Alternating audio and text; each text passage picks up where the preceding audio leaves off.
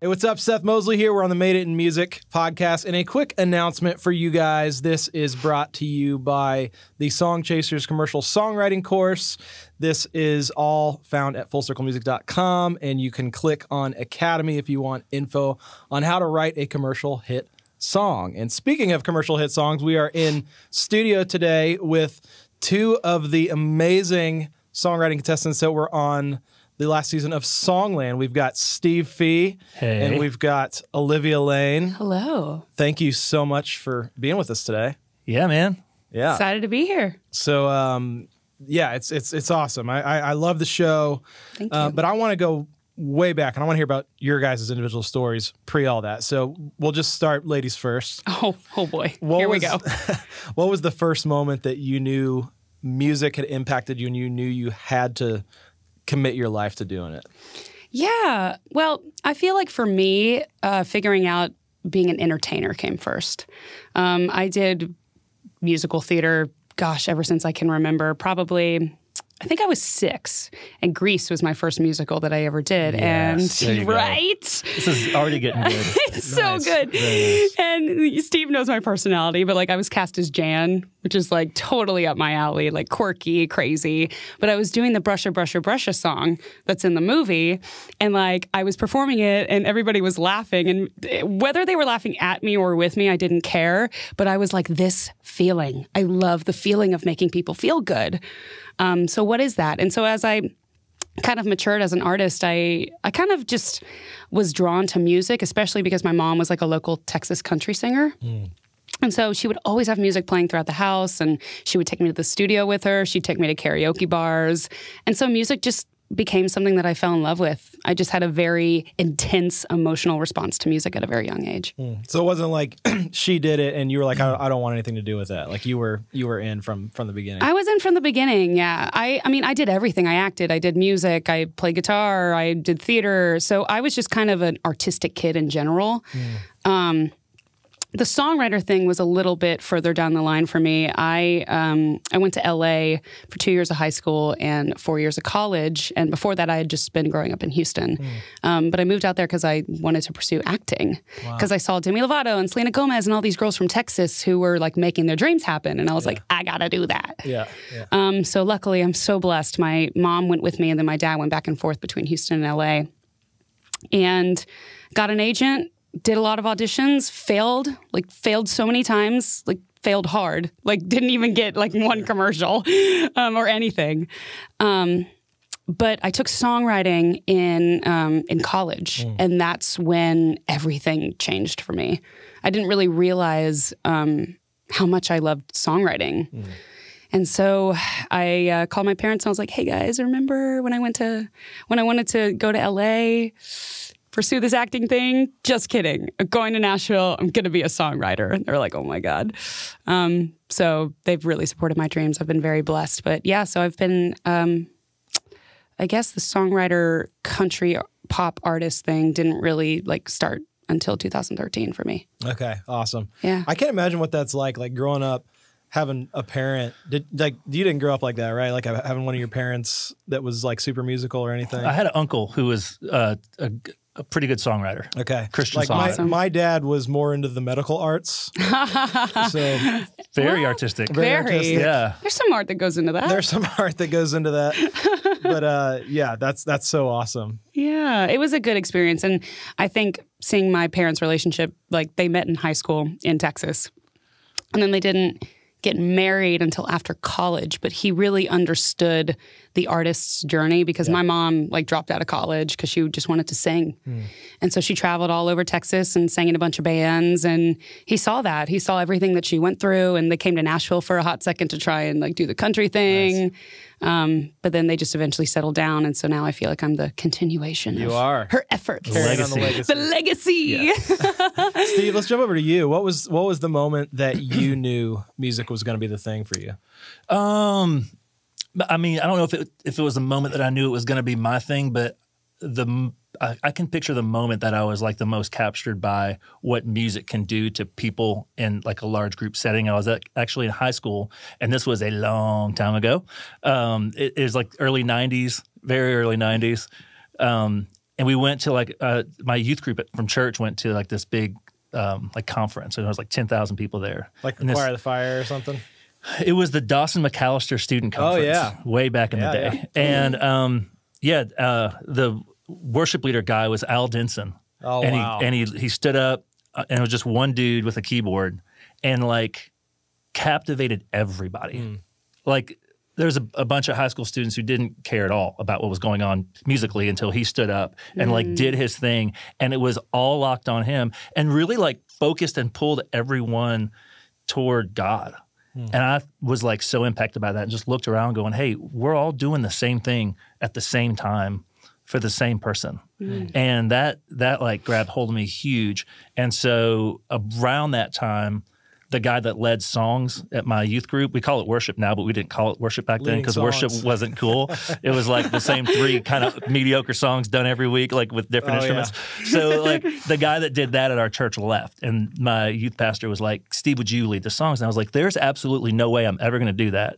Thank you for asking. He kept asking and asking, and I said, look, I found a way out of it. I said, if Josh, my best friend Josh, does it with me, then I'll do it. And I knew Josh wasn't going to say yes. And so my youth pastor asked Josh, and he was like, that sounds awesome. Oh, gosh. I was like, okay, hate you. So I ended up leading songs for my youth group in high school and loved it. And eventually in college, like you, took a songwriting class. My professor was a gospel songwriter named Babby Mason, and just unlocked this idea of what it looks like to start with nothing and create a song that lives on forever. I fell in love with it. So good. So what was the moment that like, or I guess how did you guys end up getting your first pub deals? Like, because you've been obviously in various situations. You've been in various situations, but what was the first like entry point into that for you? Yeah, well, my kind of side hustle as an artist, I do a lot of things. But one of them is I wanted to create my own publishing. And so I kind of sought out to figure out how I could do that and what it would take and financially. And I didn't take one business class in college. So the whole business. So you're a perfect musician. So I'm a perfect musician. Exactly. I know nothing about business. And so I kind of just started asking around and studying publishing. When I was in college and decided to become a songwriter, I started spending my summers between my sophomore, junior, and senior year in Nashville, just to see if I loved Nashville, if I really, truly wanted to move here. And I got an internship at an independent publishing house called Ash Street Music. It doesn't exist anymore. But I still know the publishers. They linked me up with some of my first co-writes here. They let me play every Monday at this round at, I think it's Aloft now, but it was called Hotel Indigo on West End. Yeah, remember that. Yeah. And so I used to play like the 3 songs I'd written that were just garbage every Monday, just to get over that fear of playing by yourself. But yeah, so basically I, along with probably the last 5 years, I created Live, Write, Play. And now we have 3 writers plus me. And it kind of was a vehicle to sort of surround myself and develop me. But now it's turned into its own just thing. So now I'm Olivia Lane, the artist / publisher, I guess. That's amazing. Yeah. It's / marketer / marketer / social media Instagram genius. You are what we call a slasher. / travel agent / gosh, we'll get into that later. All of the above. All of the above. But yeah, so I've been at Live, Write, Play. We created it about 4 years ago, and it's been up and running ever since, so I'm still there. That's awesome. Yeah. Very cool. What about you, Steve? What was the first? Okay, so for me, back when I was just primarily doing just worship songs and leading worship, I had a consistent place to like write songs and try them out for people. We did like weekly, these big gatherings called 722 in Atlanta. I did it with a team at my church, North Point, and Louis Giglio was a speaker. And so we would write songs and try them out, and eventually wrote enough songs to make a record, independent. And the record actually did really well and was actually the record that ended up getting signed just the way that it was to what's now Fair Trade, was at that point I&O. And when I did that, was offered a publishing deal to a different publisher. So I signed my first publishing deal, co-pub, to Six Steps / EMI, now Capital. See, I'm so old, all the names have changed. See, like every organization is now known by something else. Yeah. But yeah, so my first record or publishing deal was kind of strictly writing worship songs. And I was thrilled to be able to do it. And I got some great advice by one of my mentors. He said that the music business is a terrible time to get into the music business. And I think you should get into the music business. And so I was like, okay. He's like, I think it's the right time for you. I don't think it's the right time for everybody. I think that the songs that you're bringing to the table are great. And even though it's a tough business and a tough time for an industry, I think you should do it. And I did it, and I don't regret that I did. So what was your first, I guess, cut? Was that like a thing that you as an artist did, or did you get a big outside cut? Or So from the record that I made, independent, I got a call from Mark Hall from Casting Crowns. And he said, we love the first song on your record, and we'd love to cut it with the Crowns. And so I was like, I think that's a great idea. Yeah. And so they did. And they've just sold so many records and done so well. And then so it was the last song on their record, the record called The Altar and the Door. And then we released the same record that I had produced independently with Fair Trade. And that was our first single. And then that went to #1. So the song kind of kept reviving its own life. And then Casting Crowns came out with a live CD, and it was the lead-off song to their CD, then a live DVD. It was lead-off song for their DVD. That's awesome. And so like I learned quickly the impact that the right song at the right time can have. And those are the songs that we all chase every day. Yeah. One of my favorite moments from this podcast was getting to interview writer Jason Ingram, who's a guy I've kind of looked up to for a while. Yeah.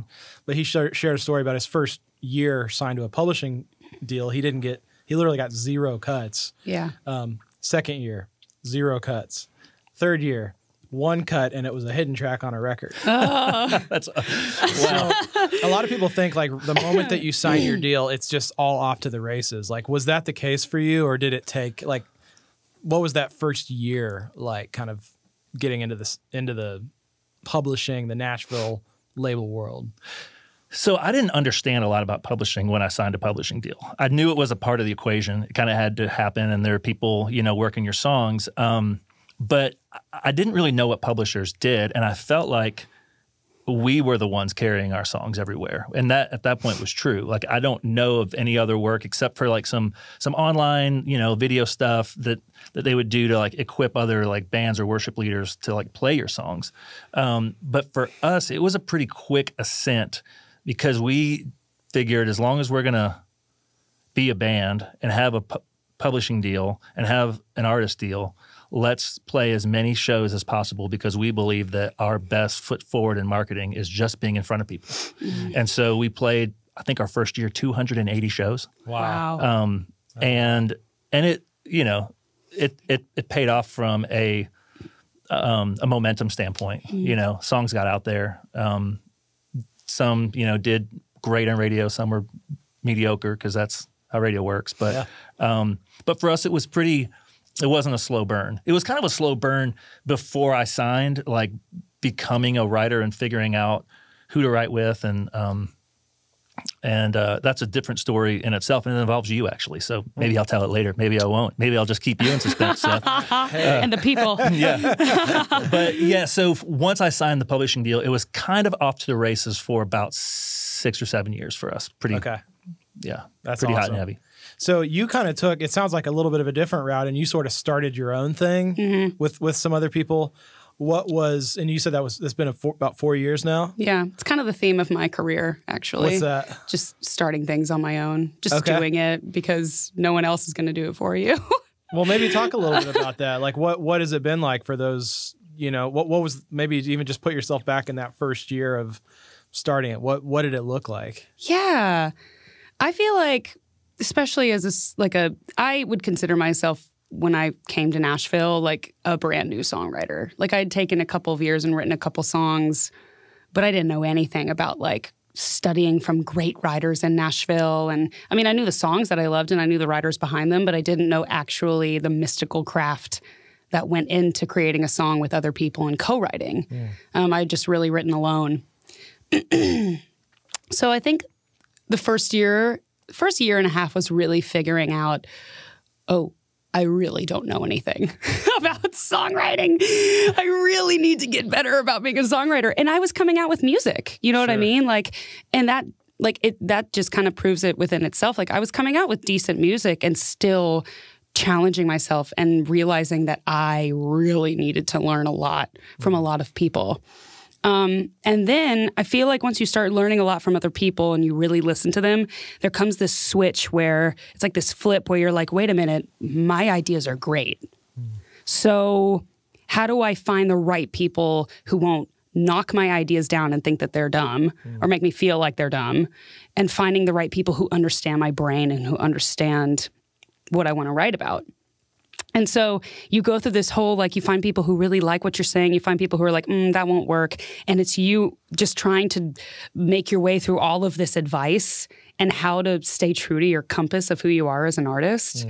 That was probably my first 2 years that was really, really tough. Yeah. Because there's a difference between writing for other people versus writing for yourself. And I was really writing for myself.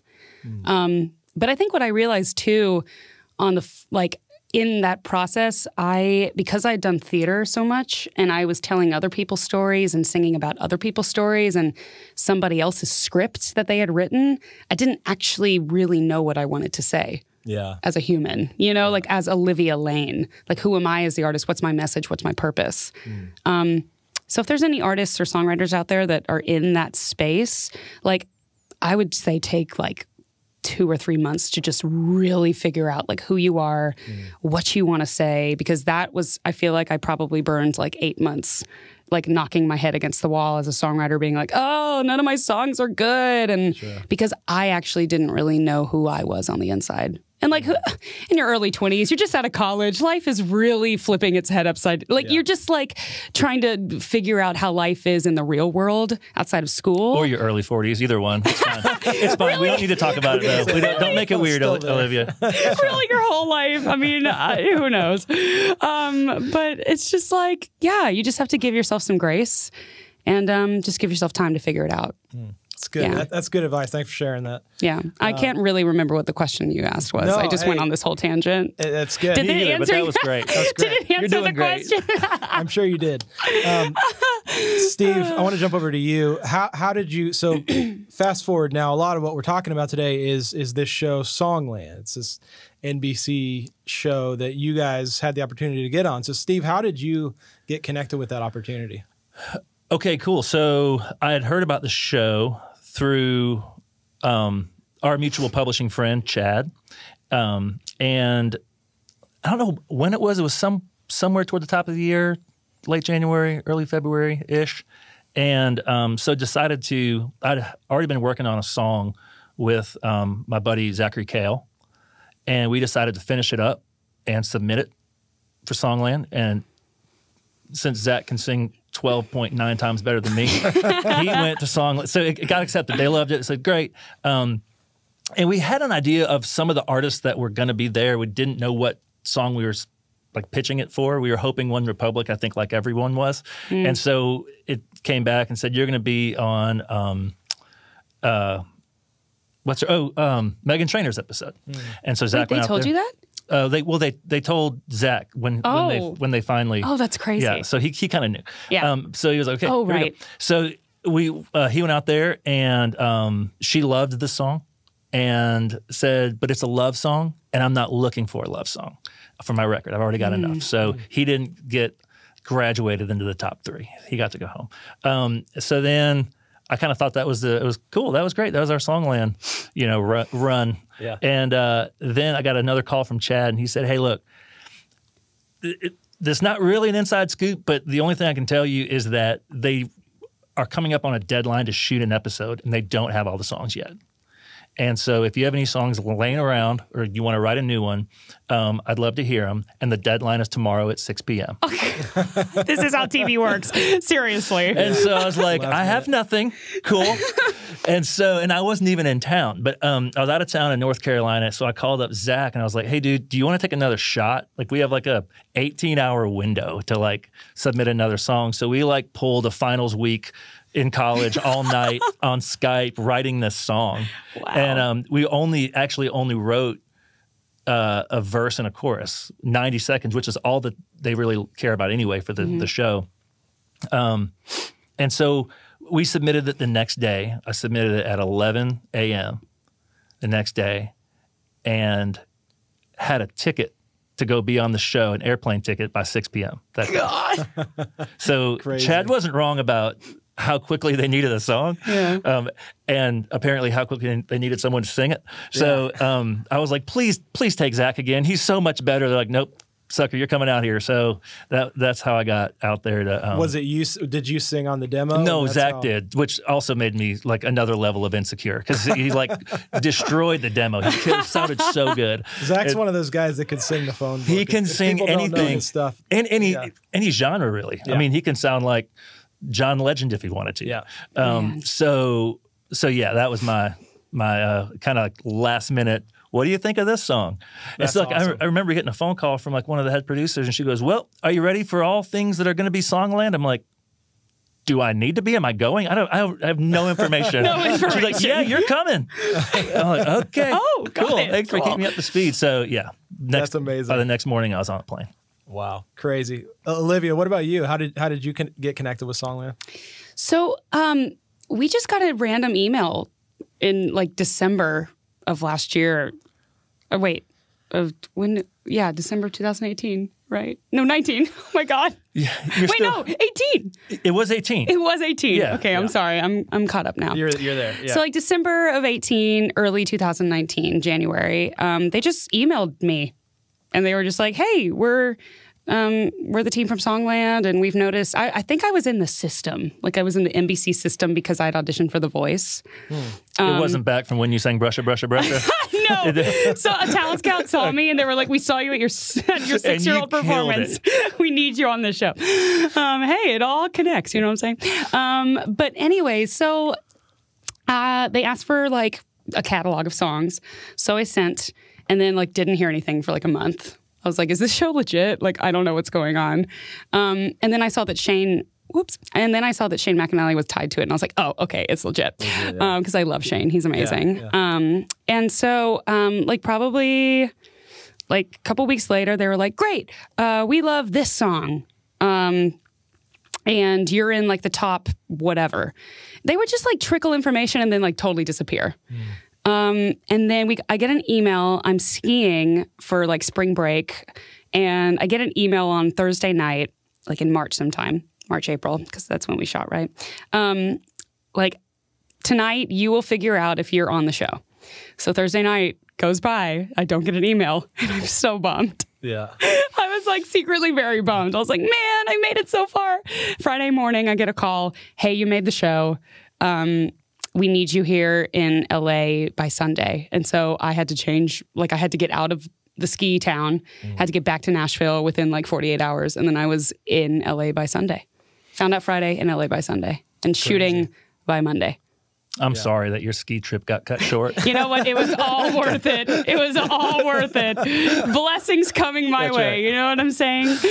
Amazing. Hey, really quick too, and either Steve or Olivia, either you can take this, but just for people who maybe haven't watched it, how would you summarize what Songland is as a show, like in a nutshell? Like what is it? Like Shark Tank for songwriters. Literally.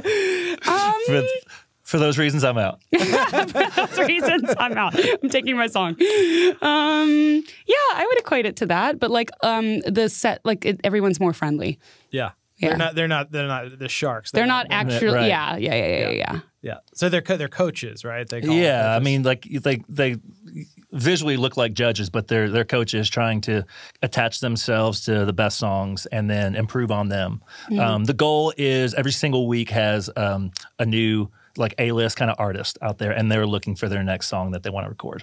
So they go from 4 people, 1 gets cut, 3 people improve upon those songs, re-sing the new and improved version, and the artist picks which one they like the best. There you go. It's cutthroat, man. That's awesome. It is. What was, and maybe we'll start with Olivia, but what was one of the biggest highlights from being on the show for you? Meeting fantastic people like Steve. I knew you were going to say that. I knew it. It happens all the time. I know, because you're so fantastic.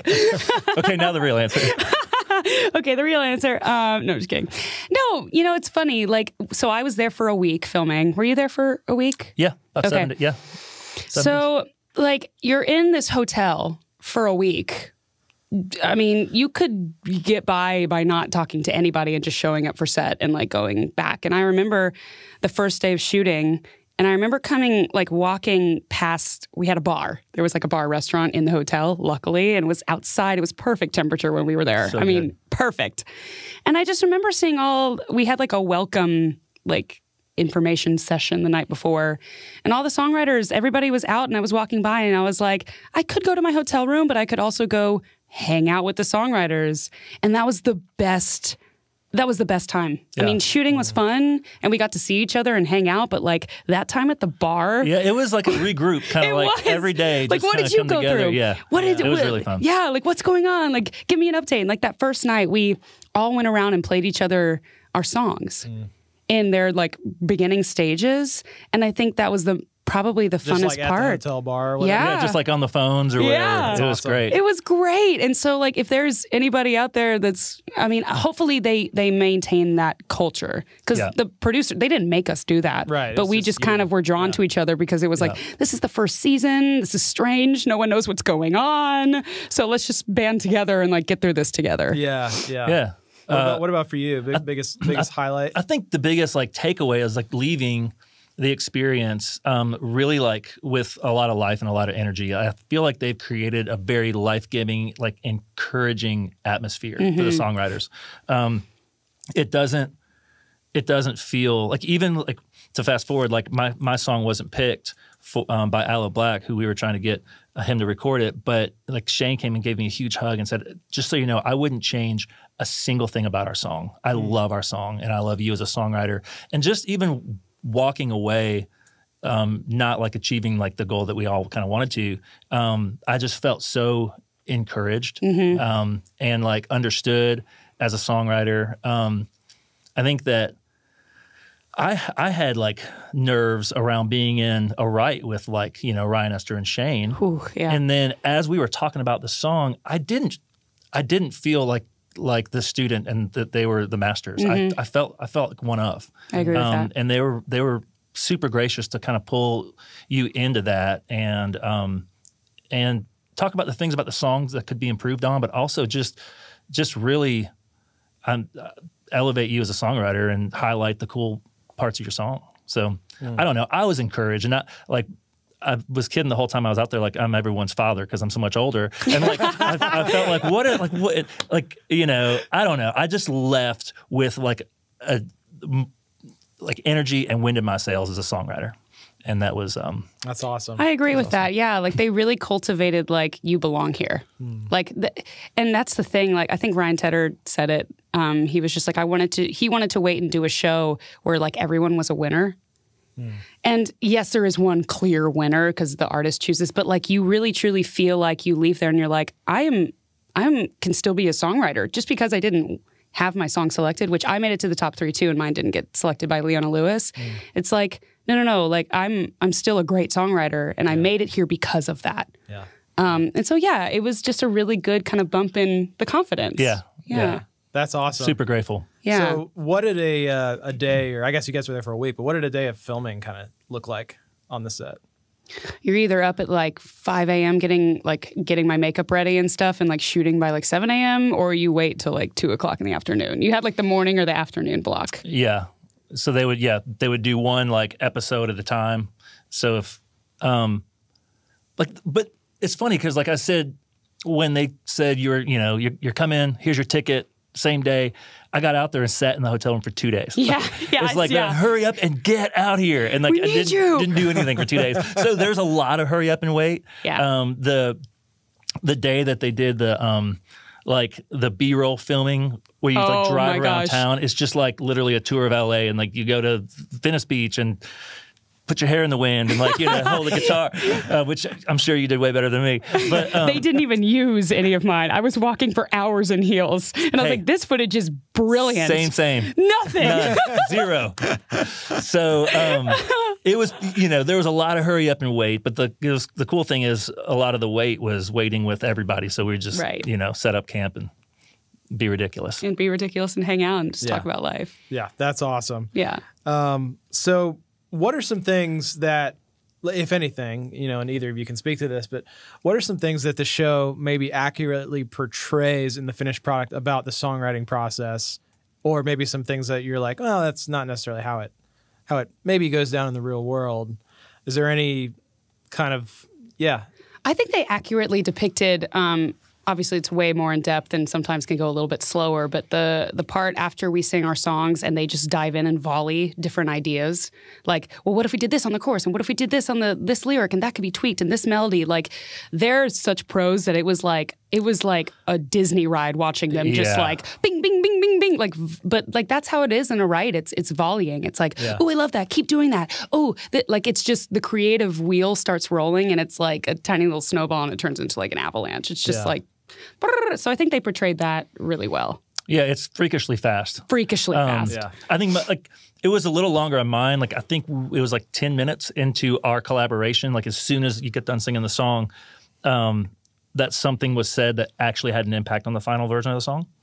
I think one of the things that may be a misconception on the show is like you'll see like on day 2 when you meet your coach, you'll see like a collaboration happening, and that collaboration happens still at NBC Studios. Like it's like kind of a SongLand studio next door to where they shoot the audition. And so the real work of the song happens off camera. Off camera. So like the following day or 2 days later, like you'll go to the studio that your coach is at. So I went to actually Ryan Tedder's house where Shane was working at, and we spent like 5 hours working on the song. And kind of the lion's share of the reconstruction and upgrading of the song happened there with me and Shane and our producer Andrew DeRoberts, who's awesome and did a bunch of the songs on SongLand. So definitely a huge shout out to Andrew because he was a part of a lot of the great songs. Yeah. So that's where a lot of but for Kyle, who was on our episode, the hour or 2 hours that they shot at NBC, he and Ryan actually did a lot of work on the song, but Shane just kind of worked a little differently. Yeah, I don't think we used any idea from that setup. Yeah, So it's you kind of go back and re-look at it. And that feels more like the kind of songwriting atmosphere that we're all used to. Right. It's way more chill. There's no cameras. You're trying out. You don't go to hair and makeup first. Yeah. You're daring to suck on all your ideas just because, but it's TV. You only get so much time. Totally. Do you feel like it's brought more awareness to the songwriting industry, though? Like as far as just shining a light on the process? Yeah. I think so. I was curious. I would ask my fans what they thought of it. And I would ask my family and just my friends. And they all were just like, yeah, it's really super interesting because it could have gone both ways. People could have cared or not cared about the songwriter. Totally. Yeah. And if I had fans, I'd ask them too. But dig. We'll help you out. Myself. I'll do a little. He just burned himself. Dig it yourself, man. I feel like as cool as like The Voice and American Idol, like those shows are, they've been around for a long time, and people are singing songs that already exist. I really think it's a cool thing for people to be like, hey, this is a brand new song, and we get to see how it got built, and we got to see the process of it going from, kind of bare bones to like this full produced version that this like, Macklemore, my favorite artist who's on this show, actually chose. So I think that's the win, is just like pulling the curtain back a little bit. I think it highlights the songwriter in a super cool way. And it also shows insight too into just the whole process of how a hit song is made, that it's almost like the more you know, the less you know. like there's still so much mystery and magic in the songwriting process that we can't even explain, And so I think that's kind of what gets people where it's like, oh, that's what they're doing? Well, where did that come from? It starts the conversation of like how it's actually made. Sure. I don't know. It's interesting.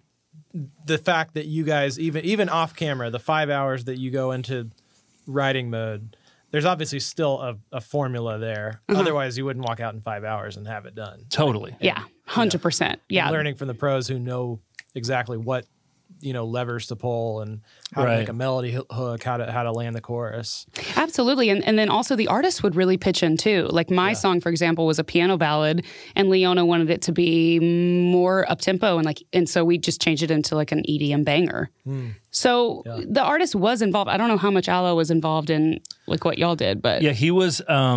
So the the on-screen collaboration when you sing the song the first time, the first thing to actually impact the final version of the song was Aloe coming up with a lyric and a melody tweak for the chorus. So when I sang the song, our chorus was pretty repetitive, and I kind of knew that, and I knew it was maybe a flaw of the song. And I think it helped because it just gave space to recreate it or to reconstruct it. And so we knew that that was a keeper melody that Aloe came up with. And then like Olivia said, the coaches are in contact with the artists a lot, and we FaceTime with Aloe while we were writing, and he like threw down like 3 lines in the chorus that were just so good that he'd been thinking about as he was on vacation at some beautiful beach. Anyway, but I'm not jealous. I'm fine. Doing the work. I don't need to talk about it. It's fine. But yeah, so he offered ththese lyrics, and they were so good. And so we hung up and we're like, think the chorus is written. Yeah. That was awesome. And so yeah, in all honesty, we worked for about 3 hours and then ordered out and just ate and hung out. So we worked quickly. It's so cool. That's awesome. So in what ways, and maybe Olivia, you can start us with this, but in what ways has it helped or impacted your career, if any? Yeah. Well, so I think when you go into these shows, you have to keep a realistic head. So I know a ton of people, and just being in the Nashville scene, like, there's so many people who have been on The Voice and they've been on American Idol, and they gained a great social following, but industry-wise, like, nobody cares. And it's harsh. Like, it's like people have stars in their eyes, and then they come to Nashville and they realize, like, oh, I actually don't know how to write a song. I don't know who I am. And I resonate with that because I went through that without having that platform. And so I can't imagine, like, feeling that pressure of, like, oh my God, I just gained all these new fans and I don't have anything to give them. That's very stressful. But really, my whole thing was like, okay, this is a moment in my story. You know, this is like another step in the right direction. It's another confirmation of I am where I'm supposed to be, and I'm doing what I'm supposed to be doing. And it also helps that I'll probably gain a couple new fans from it. Yeah. And when I do, we kind of changed I was about to release an EP in May, but then we waited till September when my episode was airing to release my EP, to have sort of like a really big splash of Olivia Lane everywhere kind of thing. Yeah. But that, honestly, like, it's just a step in the right direction. It's just another bullet point in the story that's going to be the Olivia Lane story, you know? And I made some really, really great fans. So I think you just have to keep a realistic expectation and just be in the moment when you're doing this experience and meet as many people as you can, because the actual TV experience might not be what sets you, you know, on the skyrocket to success. It might be who you meet and who you write that next song with. Yeah. So just keep an open mind, open heart, and realistic expectations. Yeah. You got any thoughts? Well done, that, Steve? Thank you. I second all that. Thank you. For me, it was like super left field. Like you wanted to rise to the top. I'm not out singing much at all. I'm not performing much, right? And I haven't for a while. And like all of a sudden this happened. It's like, okay, now you get to sing for millions of people. So terrified. But I think for me, it like I said, Aloe and David, who was the director of the film, didn't choose my song. They chose our friend Kyle's song, which is an awesome song, and very fitting for the movie. It like definitely deserved to win. But a week later, after we had gotten home, Aloe had called and said, I want to record your song anyway. And so he cut the new and improved version of the song. And actually, it's funny because Shane had called and said, hey, can you send me the second verse to the song? I was like, dude, no. It doesn't exist. I only wrote one verse of the chorus for the show. So there's no second verse. So he's like, oh, shoot. Okay, so me and Zach got together and texted Shane some lyrics, and then he got together with Aloe and wrote way better ones. And then, so he released the song, and which was awesome because, like, I didn't go into, 2019 with the goal of, I'm going to get a pop cut. I'm going to get a cut with an A-list, soulful pop artist. And it happened. Yeah. And then the song got synced on a Fox show. And so over the last couple of years, I have been creating space in my songwriting kind of ecosystem to write songs for TV and sync and film. So that was a huge shot in the arm toward that. And so this was a good year for sync for me, and largely based on the encouragement I got from SongLand. Yeah. That's awesome. So if anybody out there is listening, a songwriter that's interested in like getting on the show, like what would be their best way to like submit or to try and get discovered for it? I don't really know. I guess there's a submission form, but they just found me. I mean, I don't know. So yeah, I would say like you did good though. I'm sorry, I can't offer anything. They did ask me to recommend people, so I recommended a lot of fabulous songwriter friends. Totally. So basically DM Olivia. Yeah, right. Olivia Lane Music. Yeah. No, I don't think there's a submission form, but I would say like watch and study season 1. Yeah. And like look at the songs that made it through and like realize maybe why they're there. And reach back in your catalog and grab songs that might fit that mold. If not, write songs. They announced the artist list, right? Of what season 2 is going to be. I don't know if they have yet, but yeah, study the artists and see what kind of songs that are working that get selected for the top 3. Yeah. And honestly, they're probably going to be your best songs. So get ready to lose a percentage of them. Yeah. Yeah, because even like you were talking about, we would hang out at that little restaurant bar thing and we all shared our songs. And I was like, I'm not winning this thing. These songs are so good. Everyone's songs were fire. So fabulous. Yeah. So which was awesome because then you just feel like you're surrounded by like crazy talent. Yep. And you get to be one of. And it's super cool. It's humbling and also confidence building. Yeah. All at the same time. Right. I don't know. The answer to the question of how do you get on SongLand is write great songs. And as soon as you write a great song, write another one and another one and another. Just keep writing. I talk to songwriters. I teach an online songwriting course, and some of them say like, I want to be a songwriter. I'm like, there's no such thing as I want to be a songwriter. Right. Write a song. You either are or you aren't. You might want to be a great songwriter, and there's a path to that. But be writing songs and keep getting better and pick the cream of the crop and submit it to SongLand. See what happens. Yeah. Love it. Well, let's jump into our lightning round. Are y'all ready? Woo! Yes, I am. So ready right now. Lightning round. Ladies first. Oh, gosh. Favorite cartoon? Oh, like right now or like just in general? SpongeBob. I had a 6th grade obsession with SpongeBob. Like my whole room was SpongeBob. Love it. Yeah. Tom and Jerry. Oh, man, Done. that's a good one. Longest you have ever gone without sleep? Oh, like a day? I don't know. I love sleep. I can't. I have to sleep. I'm with you. Yeah, I need it I too. could sleep standing up. I could sleep anywhere. Definitely over 48 hours finals week. Okay. College. Oh, Yeah. I don't think I've gone 48. I have definitely not gone for it. That's crazy. I kept Red Bull in business. That's Looney Tunes. Speaking of which, morning person or night owl? Night owl, 100%. Usually night. I fluctuate though. I can get my morning vibes on pretty strong. Really? Okay. Yeah. How do you do? We need to talk about that because I don't need know. help. I need help. The career you would pursue if you weren't in music? Oh.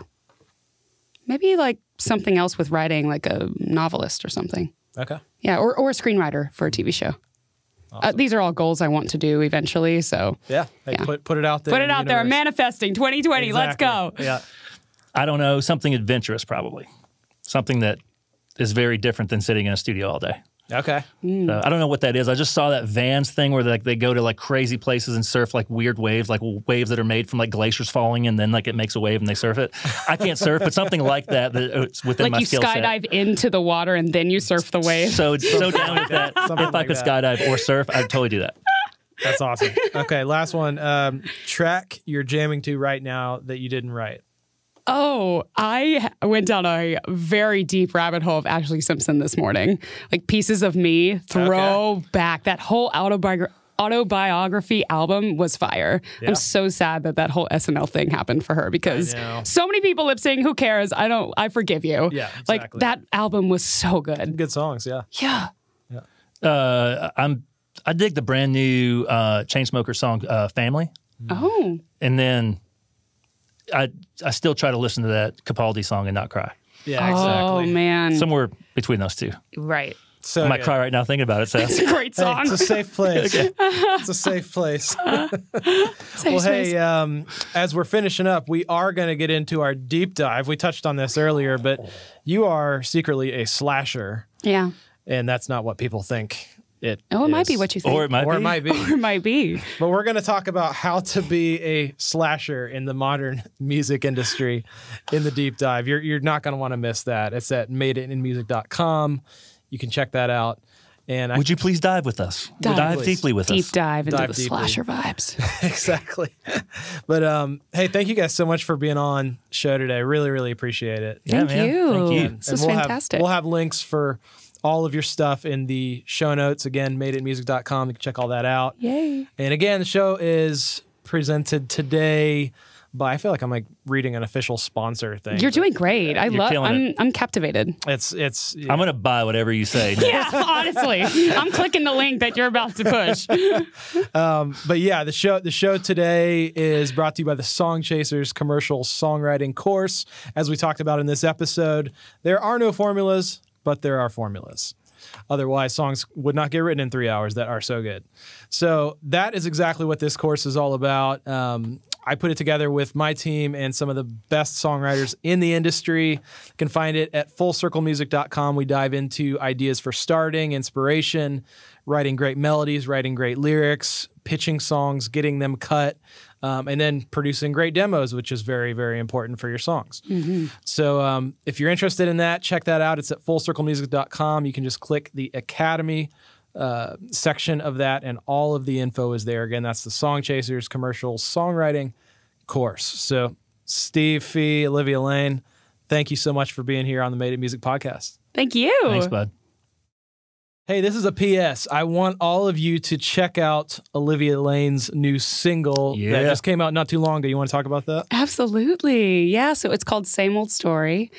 And this year, 2020, man, it's the aggressive year of putting out so much new music. I've been sitting on so much new music, and I'm just really, really excited to put it out. But yeah, this song, it's kind of a nice segue between my last project and the new stuff I'll be putting out. Still in that pop country vein, but I'm kind of all about the vibe, and I feel like Same Old Story has that vibe. But this song, it really is kind of 2019 was a year that I really needed to focus on me and my self-awareness and my self-love and diving into therapy. And every artist, I recommend you get a great therapist because you're gonna need it. But Same Old Story, I think, is the manifestation of putting myself first. Because when you do put yourself first, it actually makes you a better human, and it makes you readily more available to be a better human for other people. And in that process, I realized that there were a lot of relationships I had to lose. And Same Old Story is, it's kind of about still being hopeful. Like, you have to be hopeful about love. Like, you can be jaded, burned, whatever, but that's not going to do you any good. You got to believe, you got to have faith, you got to have hope in your career, in love, in your dreams. Yeah. But this particular song is sort of a snapshot of, I had to lose a relationship, but, you know, I'm still hopeful about this new person. Like, you have me believing that the same old story might end a different way. That's awesome. Yeah. Well, check it out. It's on Amazon, Spotify, Apple Music, everywhere you listen to music, YouTube, all the good places. Go check it out. We'll link to it as well in the description below. So check it out. What's up? Thank you for watching the Made It in Music Podcast Season 3. If you want to check out any of the other episodes from Season 3, click up here. And we talk in the show about these really cool deep dives with all this extra bonus content. And if you want access to all of those, click here.